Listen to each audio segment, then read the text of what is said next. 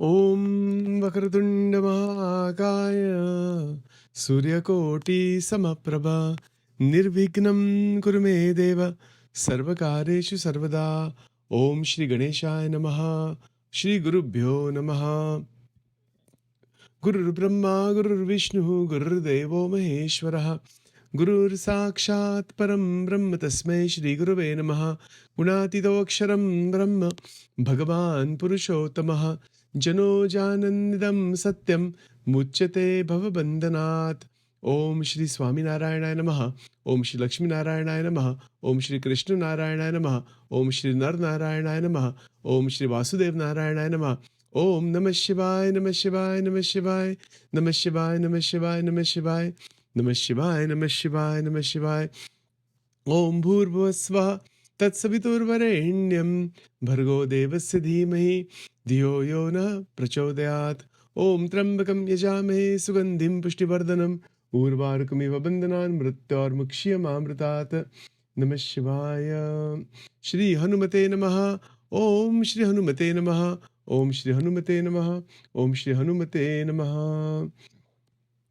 Welcome to Nitya Satsang. Today is the 19th of January 2023.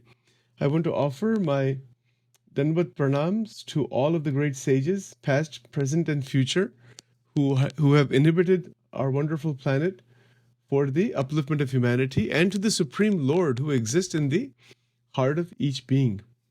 So, with that prarthana, with that bhav, we are proceeding forward to examine further avastatraya.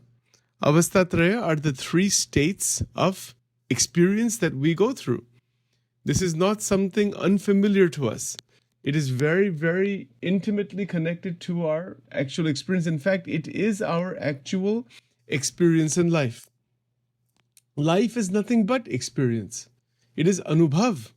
The word anubhav in Sanskrit means experience of all kinds. And the experiences are growing, evolving, changing. They're being stored. They're being reflected upon. They are being connected, interconnected together inside the mind. Not only that, but those experiences are giving the Atma an opportunity to evolve out of Maya. So this is one of the big truths of Avastatraya. That yes, it's in one sense, it is a binding, it is a bondage in one sense. In another sense, that the whole range of experiences in the waking state, dream state, and deep sleep state. Deep sleep doesn't have any experience, but it's a state still. The whole range of it is an opportunity to realize God. Because why is that the case? That is because, first of all, there is a great mystery, meditatively, introspectively, on who am I and where is this experience being generated? This world outside that we call the Vishwam, where does it actually exist? We think it exists outside, and it does in one sense. But the actual existence of the world, whatever is outside is not really known to us. Our brain, our mind is generating this outside world within itself. What is actually outside? Nobody knows that. So for example, if I'm holding a grape in my hand, like this small grape here I have in my hand here, I don't know if you can see that or not. It doesn't show up. There it is. Is that thing really outside? Is that object really outside?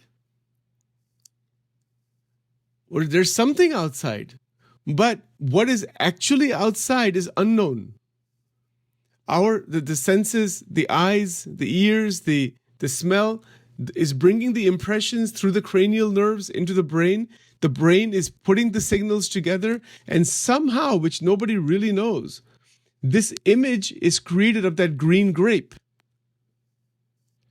So what is actually outside is not that green thing that you see, actually. It's something else altogether. And that's what Shankaracharya is saying, that is Brahman. There's nothing like a grape. There's nothing like a mountain or a tree or any of those things. None of those things are actually true. This is what Shankaracharya Ji is saying. And current neuroscience and the latest developments in psychology are saying the same thing. That what is outside is absolutely unknown to us. It is our brain, our mind that is generating through the senses, through the impressions in the nerves of the brain, the image and the experience of the object. Now this is so relevant in terms of this question of turiya. Because right now in the Jagrat Avastha, we are seeing the world outside, but the world outside is actually a generated phenomena inside the brain. That's what the current neuroscience and latest theories in philosophy and psychology are saying. That what is actually outside is actually this turiya, this absolute consciousness. That's the only thing. That's what Advaita is teaching. There's nothing like Jagat, or there's nothing like this Jagrat, Swapna or Sushupti. These are just some kind of an illusory thing. Well, okay, hold on. If you say that that's the case, then the question still becomes about our actual direct experience that is within the Avastatraya, that yes, we are experiencing the world outside. How can we say it is unreal? I experienced it, it's real. Now, if you have seen the movie The Matrix, it is completely based on this idea. The movie The Matrix is really, it's like one of those things that is put in the film mode that shows Advaita Vedanta. That there's another reality that you're really in, that you are the Brahman, but you are experiencing this other reality of this world that is a simulation. So similarly, this Jagrat Avastha, as per Vedanta, is a type of simulation. In fact, the simulation hypothesis, the simulation theory that is there in computer science now, as well as in many of the developments in neuropsychology, are very similar to what Shankaracharya is saying, that this is a simulation. That what we're living in is like a computer simulation. But it's not a computer like a physical computer like our computer. It is in Vedanta, it is called Mahat Tattva. There's a name for it also, believe it or not.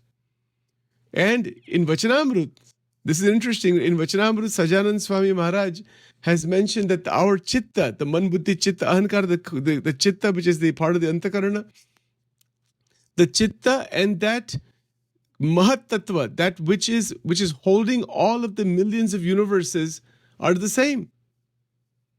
This is written in Garada number 12, Pratham number 12, Vachanamrut, that the Chit and the Mahatattva are one. That means that inside our Chitta, meaning inside our mind, millions of universes exist. These are mind-blowing ideas, actually. But how is this realized? This kind of ontological, metaphysical, epistemological realization is possible only through meditation. There's no other way you can ever know that this is true. It is only through dhyan. That is where the Upanishads are all the result of meditation. Dhyan. Yes, other sadhanas are there, other yogic sadhanas, breathing techniques, and all those things are there. Those are all preparatory steps for meditation. There's no way to realize that infinite galaxies exist within your own mind. Somebody will say, that's like a crazy statement. How can you make such a ridiculous statement? See, the only thing we are aware of generally is our body, our mind, our little life, our people that we're around, and those things. Our mind is very restricted and stuck, basically, in that. But in evolution, in Adhyatmic evolution, through the multiple modalities that we have already discussed and we will discuss further, there is an opening of the chitta, opening of the mind beyond its limited content that we experience on a regular basis. And a statement like that the Chitta and the Mahat Tattva, I'll tell you what that is in a moment, are one. Mahat Tattva kya hai, by the way? What is that? It's a word that we have not really talked about before. The word Tattva means substance. Mahat means the great one substance. Sometimes it is called cosmic consciousness or trans-cosmic consciousness, but actually the word Mahat Tattva means that there is one undifferentiated Tattva, substance. And underneath that, infinite number of Brahma, Vishnu, Shiv are present. And then from each Brahma, Vishnu, Shiv, all the universes are created, etc. All that is there. But all of that which is external, this outside world we see, the planets we see, everything that is known through the senses and the extension of the senses, everything that is externally known is internally present inside the Chitta, Chitta, not Chit, Satchid Anand, not that Chit. Satchidanand means what? That is Atma. So Atma is still beyond infinite galaxies and infinite universes. Who you are is much, much, much, much beyond all of the universes and galaxies and multi-universes and all of those things. That is all part of Mahamaya. You do not know who you are. And it's not a question of knowing. This word knowing is not like how we know. It is a meditative opening inside that, I am this. It is a realization of the me. That realization of the me is not knowing the me. It is, you see, even the word knowing, the experience is not accurate. It is a self-effulgent, first person as is realization. It is not a belief. That is Atmanishta. Atmanishta is I am the Atma. That's a belief. That's fine. It's a psychological thing. It's not knowing the Atma. He said, know thyself. You cannot know thyself. There's a totally wrong word, a wrong phrase.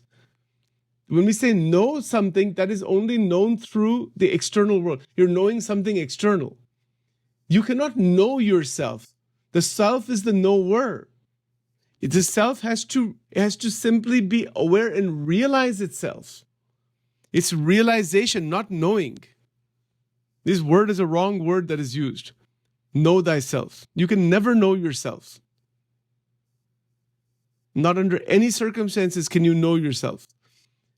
You can only realize yourself. The moment Sachin says, I know myself, there's a division right there. And there's a duality right there between the knower and the known. And that's not Advaita, and that's not the Atma, and that is something that is still part of Maya. That is a mental quality. I can say that I have a belief, or I'm experiencing myself. That's also not correct. The moment we're experiencing anything, there is duality. Right, so when the Advaita state opens, Advaitic realization opens, there is no other than the one. It is only when the mind and the senses, etc., become active again out of Nirvikalpa Samadhi, out of when you are back into the realm of duality, there is a remembrance of that flavor of oneness. And then that oneness, it acts in diversity after realization. Before realization, you still see the same world. Once you realize, you see that the world is not seen as different from you. That's realization. And after realization, still the world is not seen different from you, but the world is there, but it is not there. There's an interaction going on there. It's the same world, but it is seen in a completely new light, through the light of the Atma is seeing. There's a realization you are the Atma. This is called, in Vachanamrut, this is called Atmasatta rupe vartyanu. This is in Gujarati, that's what it means. That's the translation. That you are living with Atmasatta. You are the Atman. That realization is never lost for 1 second. So there's no vasanas, there's no ignorance, there's no agnan, there's no entanglement in Jagrat, Swapna, Shushupti. See what the state is like. This Turiya Avastha that is talked about. This Turiya Avastha that, hold on, let me see if I can put that diagram. Where is my screen share thing? Here it is. All right.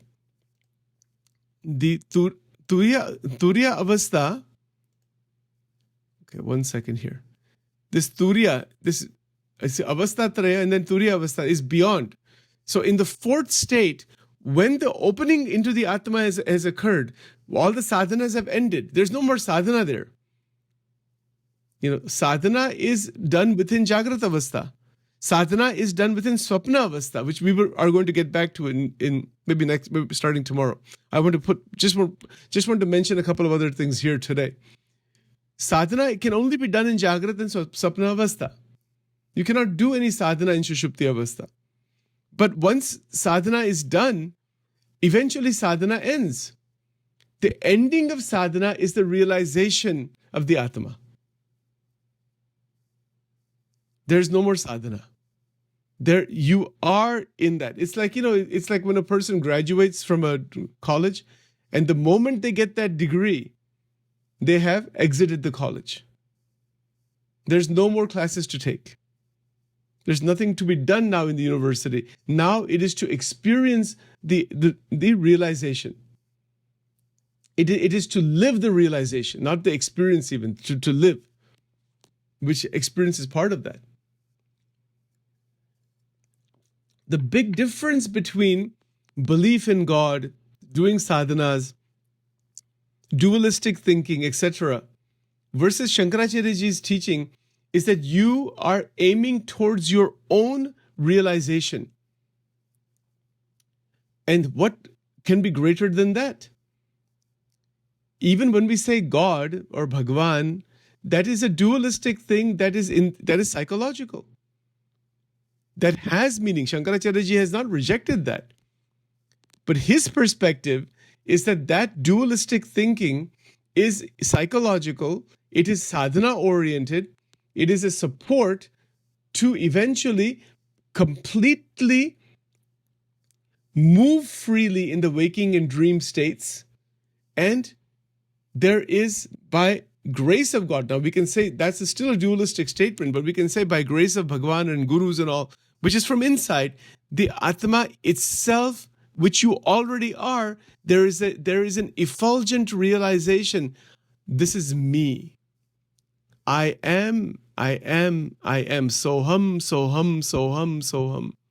Again, the Upanishadic Mahavakya talks about it this way. Different acharyas have interpreted in their own way. There's dualistic acharyas, there's Advaitic acharyas. They have interpreted based on their realization, or maybe the way they want to interpret, or they want to express what the actual reality is. Whatever their interpretations may be, anybody else's interpretation is secondary. It is a good thing for us. But when Sachin sits for dhyan, that is not second-hand experience.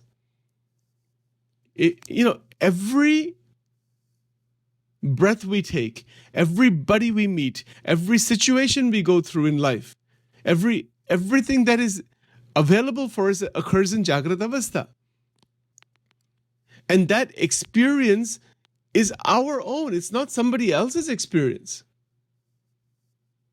Right? So when we realize that these are my experiences in Jagrata Avastha, a decision can be made, what type and quality of experience do I want? And that is just a very human question. A normal human interactional question. What do I want? What experience do I want from the Jagrata Avastha? But if I say I want to experience the Atma, that is a wrong statement. No, it is not the experience of the Atma. It is the natural first person constant realization that I am the Atma. I am. Again, even Sachin using these words are dualistic. That's the problem with language. Language is always dualistic. But what we're talking about in Vedanta is not dualistic. It is not in the realm of language or realm of thought even, of any kind. So, all you're left with then is your own experience. That's it. Experience of Jagrata, Swapna, Sushupti Avastha. But then, in meditation, there is a profound opening where the mind, it declutters, it unclogs, and there's a vastness in that. This is a meditative state. Now, in that vastness, the Atma appears. But this is where upasana of Bhagavan is useful, very meaningful, because we're asking God to reveal himself, and in doing so, the revelation of the Atma occurs.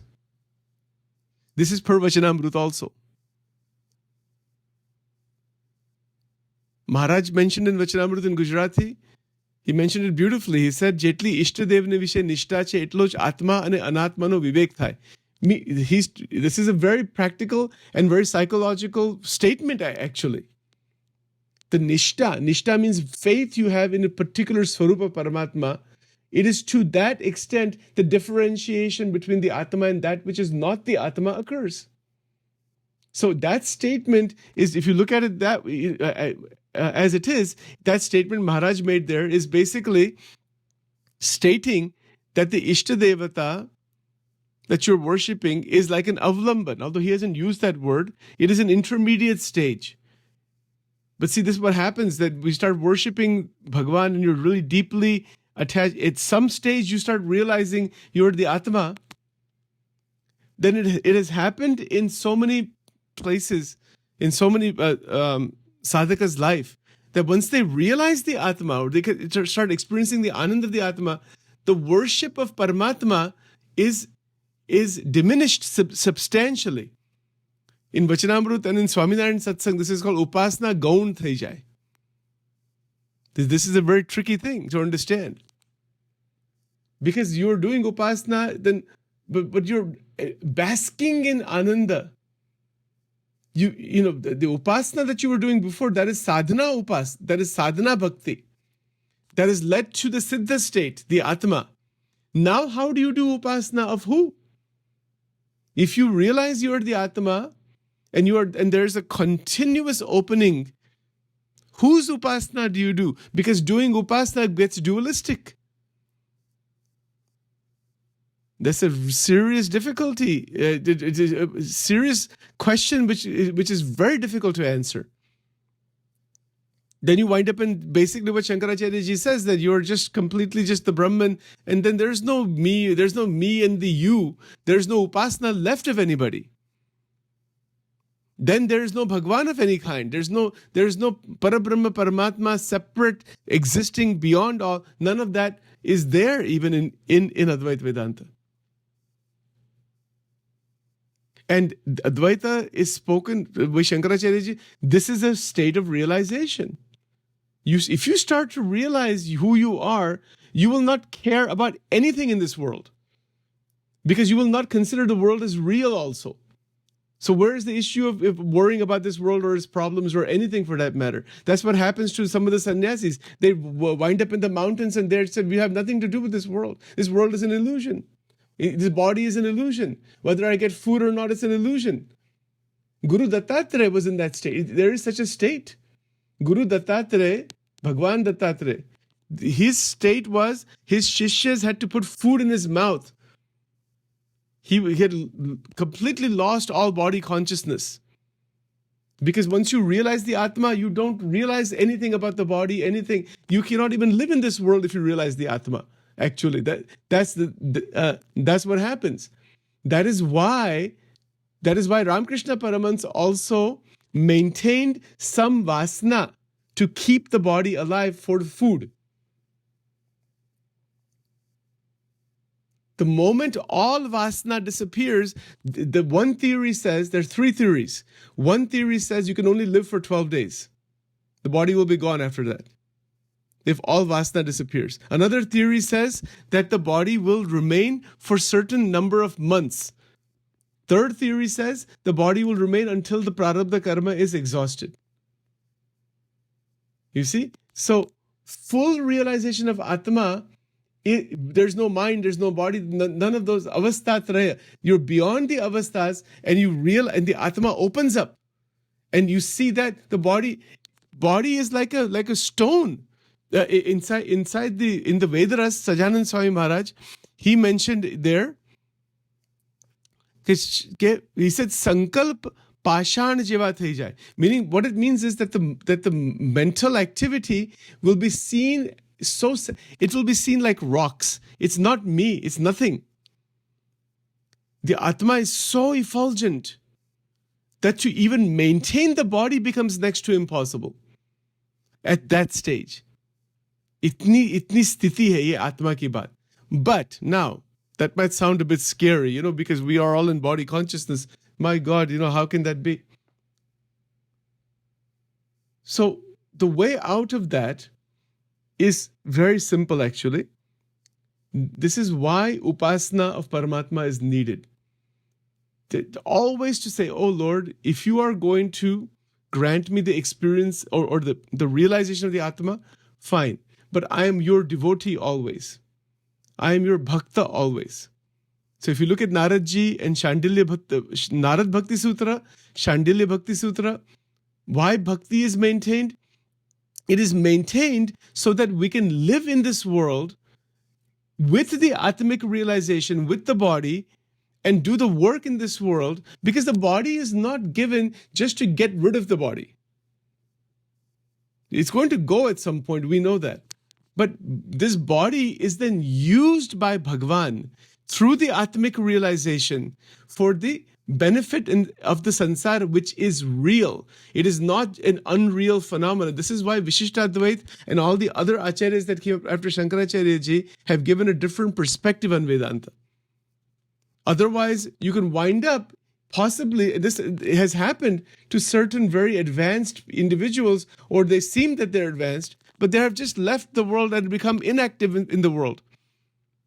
They're just roaming around. There's so many of those kinds of sadhus and sannyasis have been there in the past. They're of no use to society at all, or to even to themselves, and they may have they may have no realization. Inside Vachanamrut, Maharaj called them Sudho Tyagi. They're Tyagis, but they have no real realization. They think they have realized something by just escaping from the world. The Bhagavad Gita never teaches this idea, to put on these orange robes or white robes or green robes or pink robes or whatever robes they are, and start roaming around all over the place. It says that is not the definition of sannyas. The definition of sannyas is that you are performing action in the world of reality without entanglement, without attachment to the fruit of action. So then you need a body. Body is not something to be damaged and harmed and to be thrown away. Body has to be maintained. Even the big saints who are present today in the different organizations, they are also maintaining their body very well. Body is not somebody's enemy. But the point is that sometimes you wind up in this Nirvikalpa Samadhi state, people who have gone into that state, and they have lost the body consciousness, like Guru Dattatreya and all that. You see, but is that a great state? Yeah, somebody might say that's a psychiatric problem. If you saw Guru Dattatreya or any of these people roaming around, they'll all be locked up inside the psychiatric hospitals.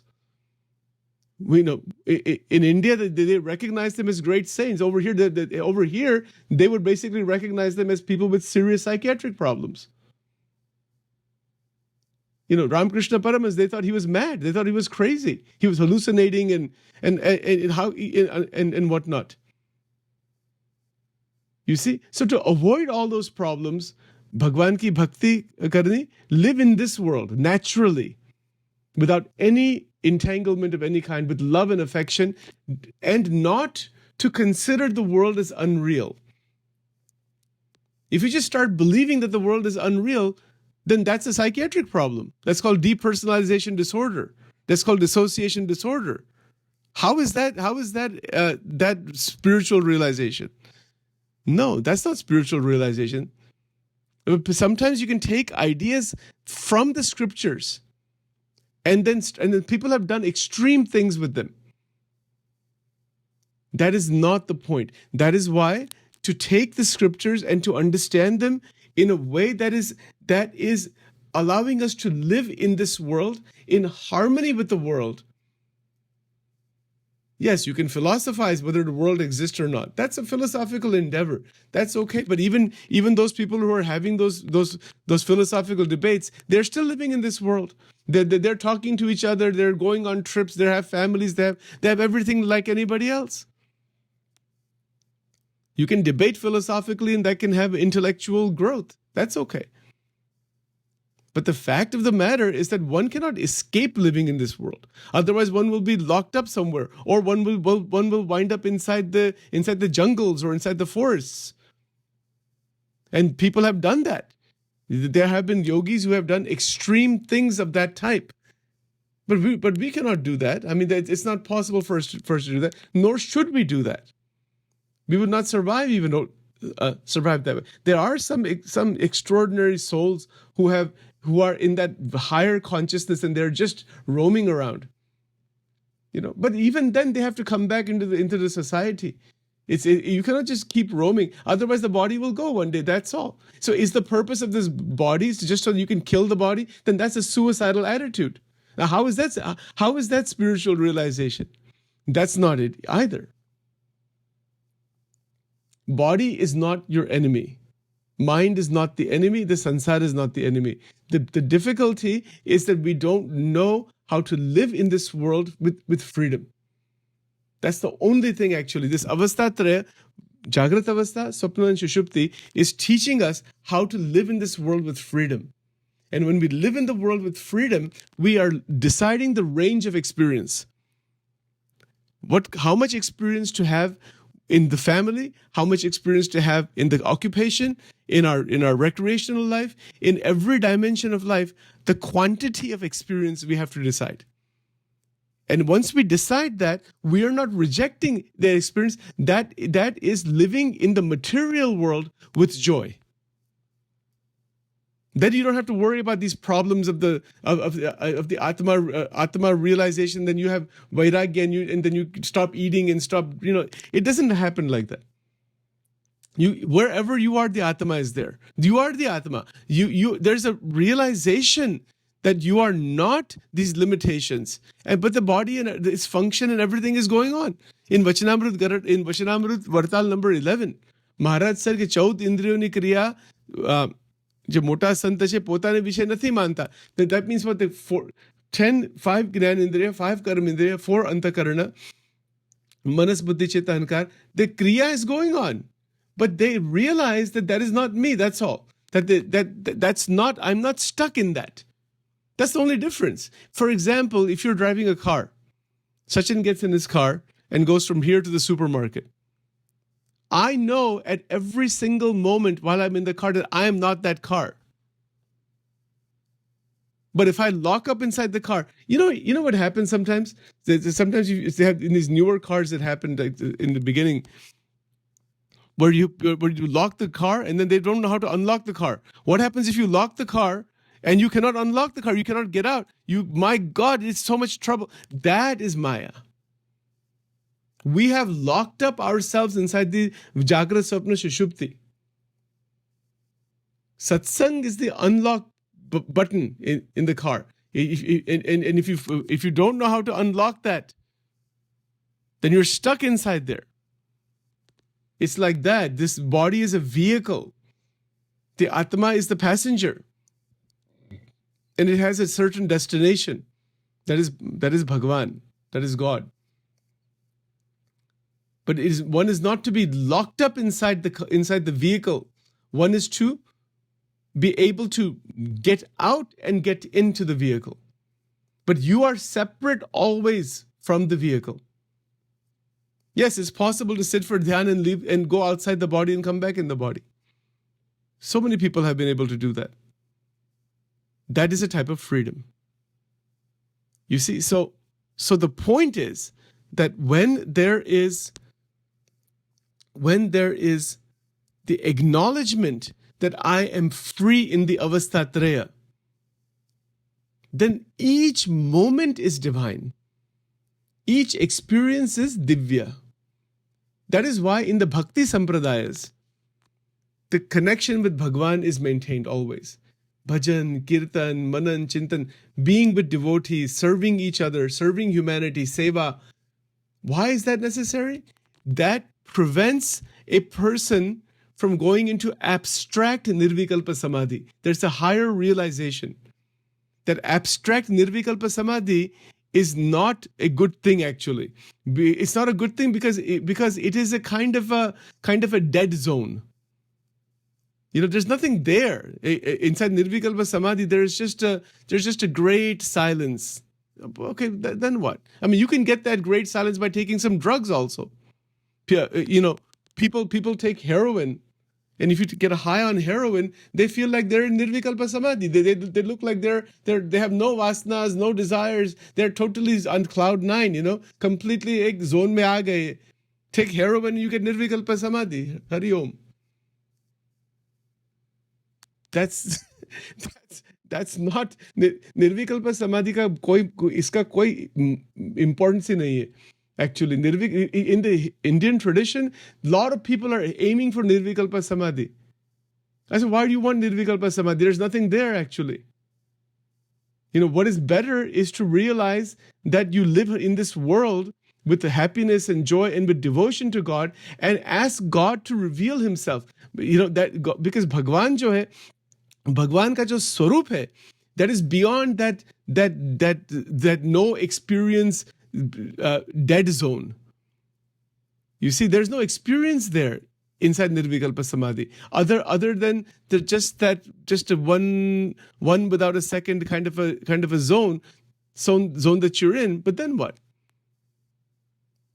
But there's nothing more than that. I mean, it's a spiritual suicide basically. Nirvikalpa Samadhi is spiritual suicide. So that is not the aim. The aim is the sakshatkar of Bhagwan. Bhagwan ka sakshatkar. Otherwise, I'm telling you, there's very little difference between Nirvikalpa Samadhi and somebody who is high on heroin.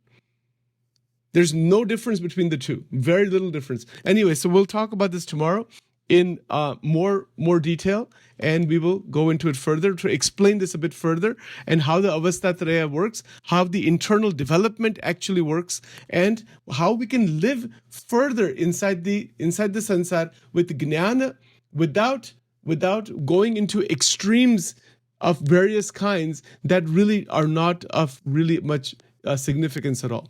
All right, so we'll get to all that. I'll give you some more examples of that tomorrow to make it even more clear. Let's do the mantra Pushpanjali and then we'll stop after that. Just a moment.